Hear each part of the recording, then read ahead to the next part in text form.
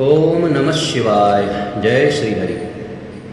संसार में बिना स्वार्थ की कोई भी किसी से प्रेम नहीं करता है। एक सुंदर प्रसंग है। एक राजा थे भरतृहरि, प्राचीन काल की बात है। राजा बड़े विद्वान, तपस्वी और वीर थे। उनकी पत्नी का नाम था पिंगला। राजा भरतृहरि अपनी पत्नी पिंगला से अतिशय प्रेम करते थे और हर समय रानी का ही ख्याल उनके मन में रहता था। रानी से बहुत प्रेम करते थे।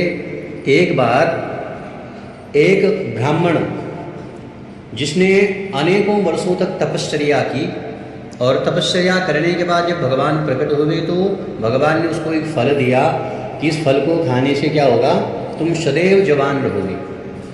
तो उस ब्राह्मण ने सोचा कि मैंने तपश्चर्या तो की थी धन के लिए, लेकिन मुझे यौवन मिल रहा है, मैं कभी बूढ़ा नहीं होऊंगा, इसका वरदान मिल रहा है फल के रूप में। इसलिए वो ब्राह्मण जो है राजा भरतृहरि के पास आया। उस ब्राह्मण ने सोचा कि हमारे देश के जो राजा हैं भरतृहरि हैं, बड़े प्रजापालक हैं, बड़े धर्मार्थी हैं, बड़े ज्ञानी हैं। अगर ऐसे राजा सदैव जीवित रहेंगे, सदैव जवान रहेंगे तो प्रजा का बहुत अधिक भला होगा। ऐसा मन में विचार करके वो श्रेष्ठ ब्राह्मण राजा के दरबार में आया और राजा के दरबार में आने के अनंतर उसने राजा से, उस ब्राह्मण ने जो है राजा से विनती की कि हे राजन, मैं एक उद्देश्य की पूर्ति के लिए यहाँ आया हूँ। अनेक वर्षों तक तपस्या करने के अनंतर मुझे यह फल प्राप्त हुआ है। ये फल ऐसा है कि जो कोई भी इसका भक्षण करे वो सदैव जवान रहता है, उस पर कभी भी वृद्धावस्था का छाया भी नहीं पड़ता है। इसलिए मैं चाहता हूं कि आप इस फल का भक्षण करें, जिससे आप जो है और अधिक समय तक प्रजा का पालन करेंगे, धर्म का अनुसरण करेंगे।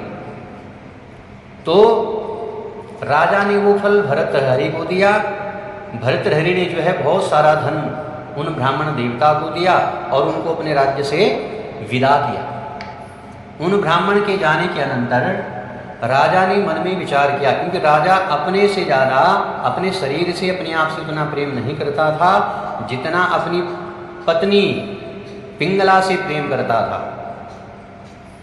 राजा ने मन में विचार किया कि मैं सदैव जवान रहकर के क्या करूँगा, मेरी जो रानी है पिंगला उससे मैं अधिक प्रेम करता हूँ, इसलिए वो अगर सदैव जो है युवा रहे तो मुझे बड़ी आनंद की प्राप्ति होगी।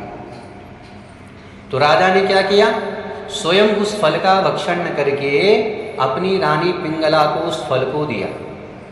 अब इधर जो रानी पिंगला है वो राजा से प्रेम नहीं करती है, वो राजा से छलावे का प्रेम करती है, क्योंकि राजा है, उसके पास वैभव है, उसके पास पद है, प्रतिष्ठा है, और वो रानी जो है पद प्रतिष्ठा से, उस वैभव से प्रेम करती है। राजा भरतृहरि से प्रेम नहीं करती है। रानी प्रेम किससे करती है, जो उस राज्य का सेनापति है उसके साथ रानी प्रेम करती है। तो रानी ने क्या सोचा कि मैं इस फल को खा करके क्या करूँगी, मैं अपने प्रेमी सेनापति को इस फल को देती हूँ, वो जवान रहेगा तो मुझे जो है आनंदित करता रहेगा।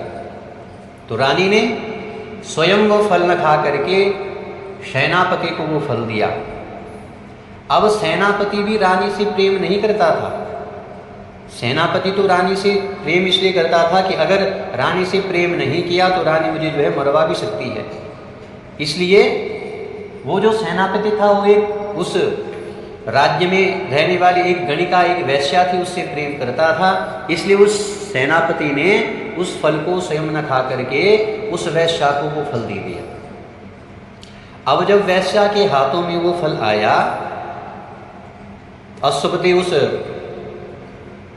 सेनापति ने कहा कि इस फल को खा करके जो है सदैव व्यक्ति जो है जवान रहता है, मनुष्य सदैव जवान रहता है। उस वैश्या ने सोचा कि मेरा जीवन तो वैसे ही नरक है, मैं तो स्वयं नरक में जी रही हूँ, और अगर मैंने इस फल का भक्षण कर दिया तो मेरा जीवन तो सदैव नरक ही बना रहेगा, इसलिए मैं तो ज़्यादा जीना भी नहीं चाहती हूँ। और उसने मन में विचार किया कि हमारे देश का जो राजा है भरतृहरि है, बड़ा धर्मात्मा है, बड़ा विद्वान है, प्रजा का अपनी पुत्र के समान पालन करने वाला है, इसलिए इस फल का जो असली हकदार है वो राजा भरतृहरि है। और वो गणिका, वो वेश्या राजा के पास उस फल को लेकर के पहुंच जाती है, राजा के दरबार में जाती है, एकांत में राजा से मिलती है, राजा से कहती है कि राजन, मुझे ये फल प्राप्त हुआ है, ये वेदोक्त मंत्र से, तपस्या से अभिमंत्रित है, जो भी इस फल को खाता है वो कभी भी जो है बूढ़ा नहीं होता है, इसलिए मेरी ये राय है कि आप इस फल का तुरंत भक्षण करें। राजा भर्तृहरि ने जब उस फल को देखा तो राजा तुरंत एकदम उस फल को पहचान गया, क्योंकि वो तो पहले राजा के पास ही आया था। राजा ने कहा कि ये फल तो मैंने पिंगला को दिया था, ये फल ये वेश्या मुझे दे रही है, ये कैसे हो गया? उसने वेश्या से बड़े प्रेम से पूछा कि इस फल को तुमको किसने दिया है? तो उस वेश्या ने कहा कि जो आपके राज्य का सेनापति है उसने मुझे ये फल दिया है। राजा भर्तृहरि ने जब कठोरता से सेनापति से पूछा कि तुम्हारे पास ये फल कहाँ से आया, तो सेनापति ने बताया कि ये फल मुझे रानी ने दिया है।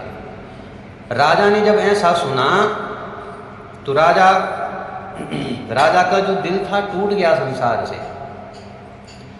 राजा अपने आप को कोसता है, राजा अपने आप को बारंबार ग्लानि से देखता है।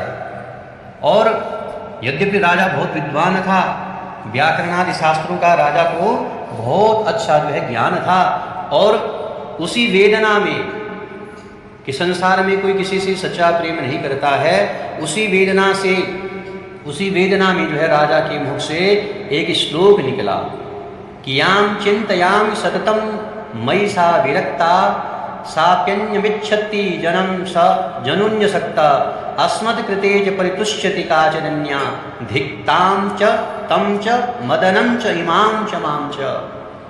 कि मैं जिस रानी पिंगला का सदैव चिंतन करता था, जिसके बारे में मैं सदैव सोचता था कि वो मुझसे जो है बहुत अधिक प्रेम करती है, वो क्या, उसका चरित्र कैसा निकला? वो किसी पर पुरुष को प्रेम करती है, और जिस पुरुष से वो प्रेम करती है वो पुरुष भी किसी अन्य दूसरी वेश्या में आ सकता है, और वो जो वेश्या है वो वेश्या क्या है? मुझ पर न्योछावर है कि मेरा राजा जीवित रहना चाहिए।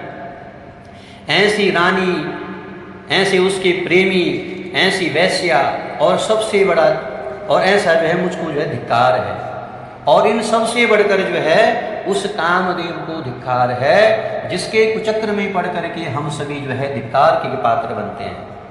इसलिए इस संसार में कोई किसी का नहीं है, यहाँ तक यह शरीर भी हमारा नहीं है।